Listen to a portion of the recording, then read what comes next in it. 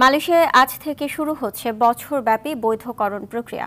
1500 ringgit জরিমানা দিয়ে এই কর্মসূচির অংশ হতে পারবেন অবৈধ প্রবাসী বাংলাদেশিরা, যা চলবে চলতি বছরের 31 ডিসেম্বর পর্যন্ত। এমনকি চাইলে তারা অল্প খরচে দেশে ফিরতেও পারবেন।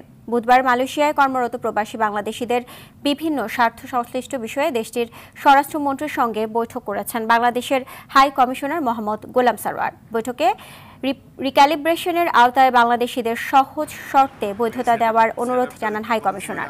জানা গেছে, উৎপাদন, কৃষি, নির্মাণ ও সেবাসহ মোট 8টি খাতের বিদেশি কর্মীদের বৈধতা দেওয়া হবে। তবে বাংলাদেশিরা প্রধান 5 খাতে বৈধতা পাবেন। দর্শক, এই বিষয়ে আরো জানাতে মালয়েশিয়ার কুয়ালালামপুর থেকে সরাসরি যুক্ত হচ্ছেন সহকর্মী মোস্তফা ইমরান রাজু।